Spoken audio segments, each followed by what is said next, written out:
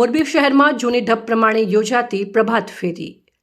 ગામડા ખાલી થઈ જતા હવે શહેરમાં યોજાય છે પ્રભાત ફેરી। હાલના ટેકનોલોજીના યુગમાં દરેક બાબતમાં બદલાવ આવ્યો છે। સંગીતના મનોરંજનમાં ડીજેના તાલ આવી ગયા છે, પણ એક વર્ષ જૂની ગ્રામ્ય સંસ્કૃતિ એટલે વહેલી સવારમાં યોજાતી પ્રભાત ફેરી તે હાલમાં પણ જૂની ઢબ પ્રમાણે જ શહેરમાં યોજાય છે। ગામડા ખાલી થઈ ગયા છે એટલે આ વહેલી સવારની પ્રભાત ફેરી શહેરમાં યોજાય છે। આ ગ્રામ્ય વિસ્તારની પ્રાચીન સંસ્કૃતિ એટલે વહેલી સવારની પ્રભાત ફેરી, જેમાં મનોરંજન સાથે ભક્તિભાવ અને પરમાર્થ સેવાનું કાર્ય થાય છે। અને જે જૂની ઢબમાં પ્રભાત ફેરી યોજાતી તે જ પ્રમાણે હાલ મોરબી શહેરમાં ન્યૂ ચંદ્રેશ નગરમાં પ્રભાત ફેરી થઈ રહી છે। વહેલી સવારે પ્રભાત ફેરીમાં જોડાતા લોકોમાં જૂની ઢબ પ્રમાણે એકને કેડ ઉપર દોકડ બાંધવામાં આવે છે અને બીજા જાંજ વગાડતા વગાડતા 2-3 સોસાયટીમાં ફરે છે। આવું નવું ચંદ્રેશ નગર સોસાયટીમાં વહેલી સવારે જોવા મળ્યું છે।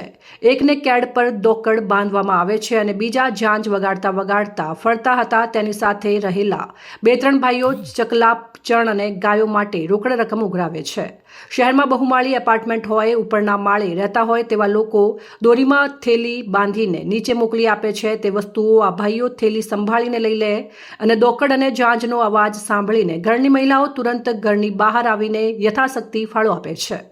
આ પ્રભાત ફેરીમાં મોટાભાગે વડીલો જ જોવા મળે છે। દરેક બાબતમાં અર્વાચીન સમયમાં ફેરફાર થઈ ચૂક્યો છે, પણ પ્રભાત ફેરી જૂના સમય મુજબ જ જૂના ઢબે યોજાય છે।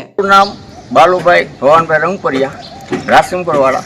અને આ જે અમે ચકલાની ચણ માટે જે પ્રભાત ફેરી ફરી છે એ ન્યૂ ચંદેર સોસાયટી બળિયા હનુમાન ધૂન મંડળ દ્વારા આ કાર્ય કરી અને છેલ્લા લગભગ 15 વર્ષ થયા આ અમે કાર્ય સંપન્ન કર્યું। અને જ્યારે એક સોસાયટીમાં ફરતા હતા ત્યાં બીજા સોસાયટીવાળાએ અમને એમ કહ્યું કે તમે અહીંયા સુધી આવો તો અમારે પણ આ 5 આંગળીએ પુણ્ય કરવું। તો અમે પછી આ સોસાયટી લીધી, બાજુની સોસાયટી લીધી, એમ કરતાં કરતાં અમે અત્યારે 3 સોસાયટી ફરી।